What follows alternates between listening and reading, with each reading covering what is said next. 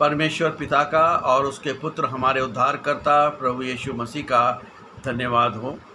आज का जो मेरा टॉपिक है वो है प्रकाशित वाक्य की पुस्तक, उसका 14 अध्याय 6 और 7 पद, रेवलेशन चैप्टर 14 वर्स 6 एंड 7। और ये प्रकाशित वाक्य की श्रृंखला का वीडियो नंबर 69 है। और परमेश्वर के वचन में इस प्रकार से लिखा हुआ है कि फिर मैंने एक और स्वर्गदूत को मध्य आकाश में उड़ते देखा। उसके पास पृथ्वी पर रहने वाली हर जाति, कुल, भाषा और लोगों को सुनाने के लिए अनंत सुसमाचार था। उसने ऊंची आवाज़ से कहा, परमेश्वर से डरो और उसकी महिमा करो, क्योंकि उसके न्याय का समय आ पहुंचा है। उसी की उपासना करो जिसने स्वर्ग, पृथ्वी, समुद्र और जल के सोते बनाए हैं। इसे अक्सर 3 दूतों के संदेश, 3 एंजल्स मैसेज में से पहले दूत का संदेश कहा जाता है। ये संदेश न्याय के समय और अंतिम दिनों में मानवता के लिए परमेश्वर की अंतिम चेतावनी और पुकार को दर्शाता है। आकाश के बीच में उड़ता हुआ दूत, angels flying in the midst of heaven, ये दूत का यूनानी शब्द एंजलोस है, जिसका अर्थ है संदेशवाहक। आध्यात्मिक रूप से ये कोई अदृश्य दूत नहीं, बल्कि परमेश्वर के उन सच्चे विश्वासियों या कलीसिया चर्च का प्रतीक है जो पूरी ताकत और तेज़ी से सुसमाचार फैला रहे हैं। आकाश के बीच में उड़ना इसका वैश्विक प्रभाव और इस कार्य की तत्परता यानी कि अर्जेंसी को दिखाता है कि अब समय बहुत कम है। सनातन सुसमाचार यानी कि गॉस्पुल यीशु मसीह के प्रेम और उद्धार का संदेश कभी बदलता नहीं है। ये आदम के समय से लेकर अंत तक एक ही है कि मनुष्य अपने पापों से पश्चाताप करे और मसीह के द्वारा अनुग्रह पाए। इसे सनातन इसलिए कहा गया है क्योंकि इंसानी साम्राज्य बदल जाएंगे, लेकिन परमेश्वर की मुक्ति की योजना कभी नहीं बदलेगी। परमेश्वर से डरो और उसकी महिमा करो। Fear and give glory to him. यहाँ डरने का मतलब है कि किसी दुष्ट आत्मा या दुश्मन से डरना नहीं है, बल्कि परमेश्वर के प्रति अत्यंत आदर और श्रद्धा रखना है। पाप की इस दुनिया में जब लोग धन, शक्ति और इंसानी ताकतों से डरते हैं, तब ये वचन कहता है कि केवल परमेश्वर का भय मानो। उसकी महिमा करने का अर्थ है कि हमारा जीवन, हमारा चरित्र और हमारे काम परमेश्वर के स्वभाव को दर्शाते हैं। न्याय का समय आ पहुंचा है। The hour of his judgement has come. ये एक बहुत ही बड़ा आध्यात्मिक मोड़ है।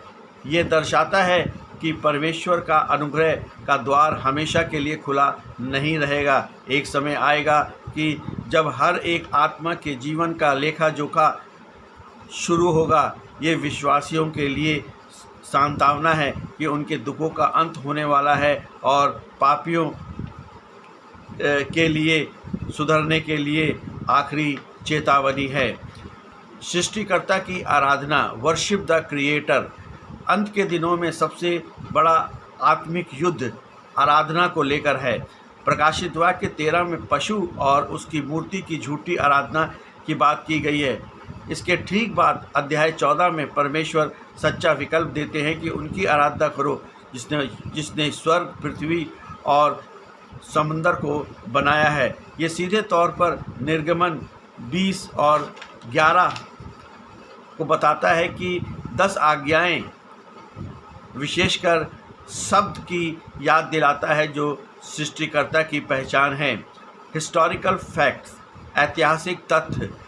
प्रथम शताब्दी को ऐतिहासिक तथ्य माना जाता है क्योंकि रोमन साम्राज्य का अत्याचार बहुत ज़्यादा था।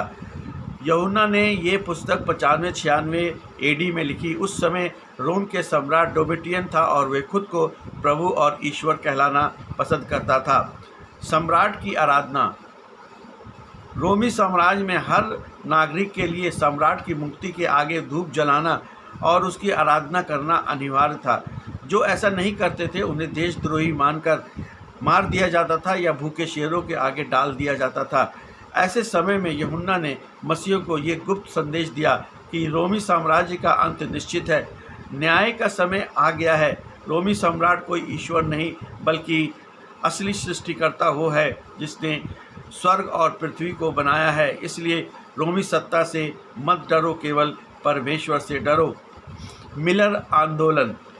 अमेरिका में विलियम मिलर नामक एक बाइबल विद्वान ने डैनियल 8:14 की भविष्यवाणी का अध्ययन किया और निष्कर्ष निकाला कि 1844 के आसपास परमेश्वर का न्याय या मसीह का दूसरा आगमन शुरू होने वाला है। इस दौरान दुनिया भर में अमेरिका, यूरोप, एशिया में से एक अभूतपूर्व जागृति आई। हजारों प्रचारकों ने एक साथ न्याय का समय आ गया है का प्रचार शुरू कर दिया। इतिहास में इसे द ग्रेट अवेकनिंग या महान जागृति के रूप में दर्ज किया गया। 1830 से 1840 में मिलर की प्रीचिंग ने यह बताया कि अमेरिका, यूरोप और एशिया में यीशु मसीह आने वाला है। 22 अक्टूबर 1844 में लाखों लोगों ने अपना घर दुकान बंद कर दिया और आकाश की ओर देखने लगे कि यीशु मसीह आएगा। मसीह नहीं आया और विलियम मिलर का हृदय टूट गया और इसके बाद 1863 में सेवेंथ डे एडवेंटिस्ट चर्च का शुरुआत हुई। विज्ञान और विकासवाद का एक बड़ा उदय हुआ और 19वीं सदी में चार्ल्स डार्विन का विकासवाद सिद्धांत थ्योरी ऑफ एवोल्यूशन आकार ले रहा था। ये सिखाता था कि दुनिया को परमेश्वर ने नहीं बनवाया बल्कि ये अपने आप विकसित हुआ है। ठीक इसी समय प्रकाशित वाक्य 14:7 का ये संदेश दुनिया में गूंज रहा था कि उसी की आराधना करो जिसने स्वर्ग और पृथ्वी को बनाया है। यानी विकासवाद के दौर में सृष्टिकर्ता परमेश्वर पर विश्वास को मजबूत करना था। प्रकाशित वाक्य 14:6 और 7 इतिहास के पन्नों में रोमी साम्राज्य के अहंकार के खिलाफ सच्चे मसीहों की गवाही है।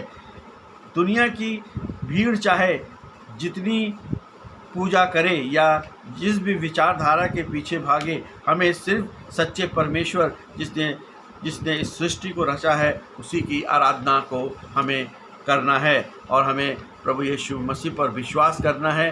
प्रभु यीशु मसीह पे अपने पापों को मान लेना है।